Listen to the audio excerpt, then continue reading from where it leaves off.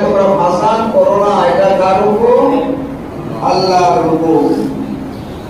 এবং আল্লাহ তাআলাকে তোমরা আশা এবং ভয়ের মাধ্যমে আল্লাহ তাআলাকে ডাকো। আর আল্লাহকে যদি তোমরা ডাকো তাহলে তোমাদের কাছে আল্লাহর রহমত ফিরে আসবে। ইন্না রাহমাতাল্লাহি করিবুন। অর্থাৎ যখন ফিতনা ফাসাদ আসে, বিপদ আপদ আসে, তখন তোমরা আল্লাহ তাআলাকে ডাকো, আল্লাহর কাছে দোয়া করো, আল্লাহর কাছে প্রার্থনা করো, তবে আল্লাহর পক্ষ থেকে রহমত আসবে। আমার প্রাণের মুর্শিদ জামানের মুদাদ্দির সুলতান আলান গাজী রাহমাতুল্লাহ আলাইহি আমাদেরকে সব সময় পাঁচ ওয়াক্ত নামাজের পরে আল্লাহর রহমতের দোয়া করার জন্য বলেছেন, আল্লাহর কাছে রহমত চাইতে বলছেন। এবং সুলতান আলান গাজী রাহমাতুল্লাহ আলাইহির যে সবচেয়ে বড় দোয়া সেটা হলো ইলাহি রহমত জাদা কর কিয়ামত তক तमाम আলম পাক। আল্লাহ সমস্ত সৃষ্টির উপর তোমার রহমত বৃদ্ধি করে দাও,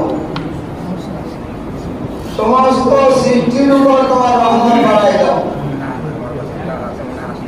এই দোয়া মানুষ যখন করে, আল্লাহর কাছে রহমত চায়, এই রহমত চাওয়ার দ্বারা, কারণ যেখানে রহমত আসে সেখানে জহমত থাকে না, যেখানে আলো আছে সেখানে অন্ধকার আসতে পারে না, আর যেখানে আলো অন্ধকার আছে সেখানে আলো আনতে হইলে আল্লাহর রহমতের দরকার।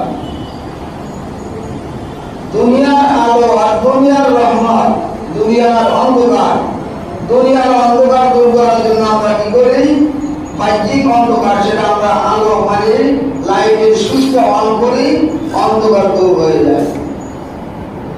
মানুষের উপর যত প্রকার অন্ধকার আছে, অশান্তির অন্ধকার, পেরেশানি অন্ধকার, মনের অন্ধকার, যত প্রকার অন্ধকার আছে, এই সকল প্রকার অন্ধকার দূর করার জন্য একজন মানুষের দরকার হলো আল্লাহর রহমত।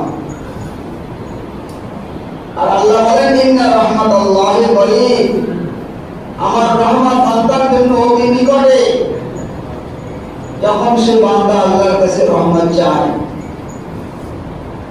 আমার কামের মুর্শিদ সুলতান আলান গাজী রাহমাতুল্লাহির জন্য আমাদেরকে আল্লাহ পাকের রহমত চাওয়ার জন্য বলেছেন। আল্লাহর রহমত পাওয়ার জন্য মানুষকে 8টি কাজ করতে